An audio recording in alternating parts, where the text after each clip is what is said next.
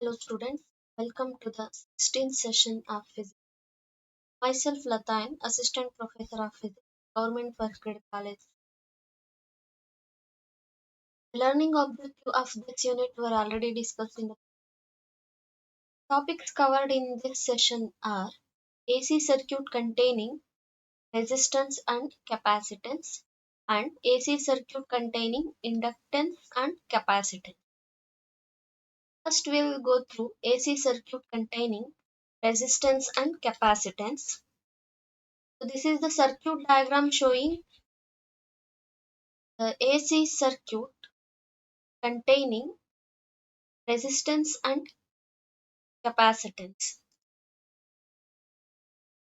Consider the circuit containing the resistance R and capacitance C, which are connected in series with an AC source having instantaneous voltage V is equal to V naught e power j omega t, and I will be the current at any instant of time. Applying Kirchhoff's law to the circuit, that is, the total supply voltage is equal to voltage drop across the resistance and voltage drop across the capacitance. Here capital V is the instantaneous voltage supplied from the AC source and VR is the potential drop across the resistance and VC will be the potential drop across the capacitance. V is equal to voltage across resistance is equal to I into R according to Ohm's law, and voltage across the capacitance is I into XC, where XC is the capacitive reactance. It is equal to minus J by omega C. Substituting the value of XC, then V is equal to I into R minus J by omega C. This is the total voltage. So on rearranging this expression to get the value of current, I is equal to V divided by R minus J omega C. So replacing this whole resistance factor, that is as impedance, then I is equal to V by Z, where Z is equal to R minus J omega C, called as impedance of the circuit. Z can be expressed in terms of exponential, that is Z is equal to modulus of Z e power j phi, where phi is negative. Then I is equal to V by Z. Substituting for V and Z, V is equal to V naught j omega t and Z will be equal to modulus of Z e power j phi. Since phi is negative, we are substituted it as minus j phi. So j phi ಮೇಲೆ ಹೋದ್ರೆ ಏನಾಗುತ್ತೆ plus j phi ಆಯ್ತು. Taking j common out, then it becomes omega t plus phi. Then I is equal to V naught e power j into omega t plus phi whole divided by modulus of z, where we know that z is equal to r minus j omega c. Modulus of z is square root of r square plus 1 divided by omega square c square. Substituting this in the value of I, then I is equal to V naught e power j omega t plus phi whole divided by square root of r square plus 1 divided by omega square c square. So replacing this whole constant term as I naught, then this expression becomes I is equal to I naught times e power j omega t plus phi. Call that as equation 1. From equation 1,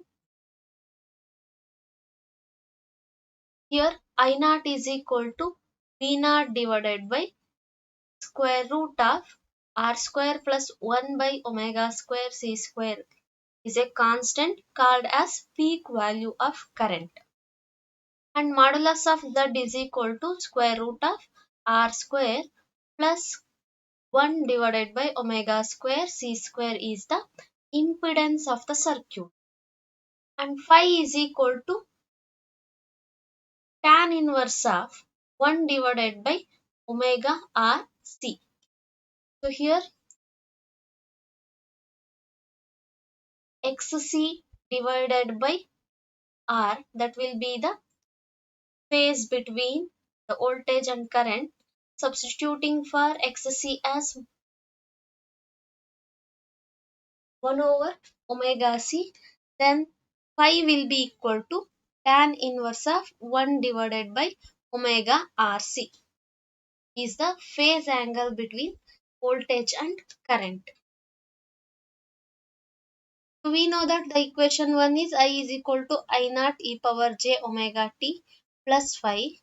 From equation 1, we can conclude that the amplitude of the current will be equal to I naught. Its value is V naught divided by square root of R square plus 1 by omega square C square. And current depends on the frequency F and resistance and capacitance value. Here, the current leads the voltage by an angle of phi, that is phase angle. Here, current is leading with respect to voltage by an angle of phi, and phi is depending upon the frequency of the AC supplied. So therefore omega is equal to 2 pi f. Indirectly the phase depends on the frequency, and the impedance is equal to the real part, that is resistance R, and the imaginary part called as capacitive reactance. The total impedance is the sum of the resistance as real part and capacitive reactance as imaginary part. This is about the AC circuit containing resistance and capacitance. Then we will move on to AC circuit containing inductance and capacitance. This is the circuit containing inductance and capacitance. Consider a circuit having inductance L and capacitance C, which are connected in series with AC source with voltage V is equal to V naught e power j omega t. Let I be the instantaneous value of current at any instant of time t. Now applying Kirchhoff voltage law to the circuit, then the supply voltage will be equal to voltage across the inductance and voltage across the capacitance.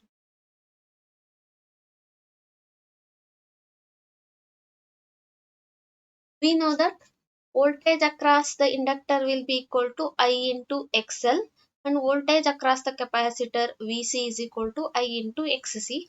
Substituting the value of VL and VC in this expression, then this becomes V is equal to IXL plus I into XC. So we know that XL is equal to J omega L and XC is equal to minus J by omega C.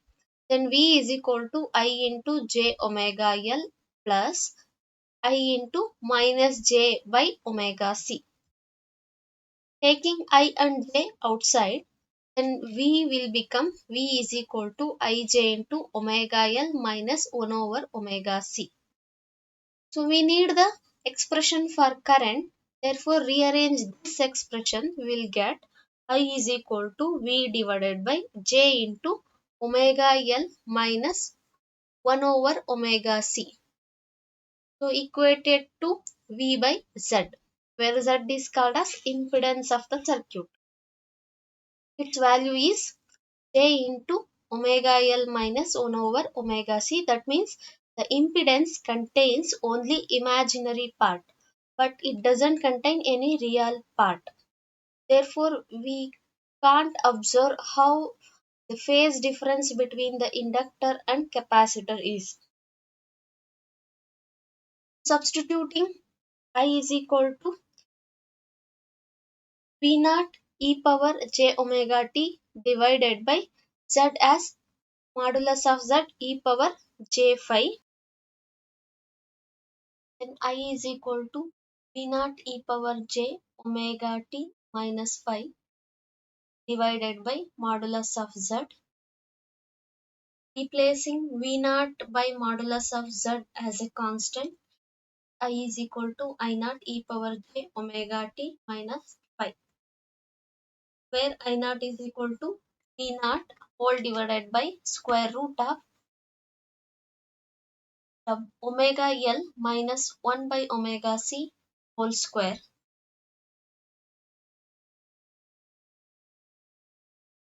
where modulus of Z is equal to square root of omega L minus 1 over omega C whole square. Root and square will be cancelled. Modulus of Z will be equal to omega L minus 1 over omega C.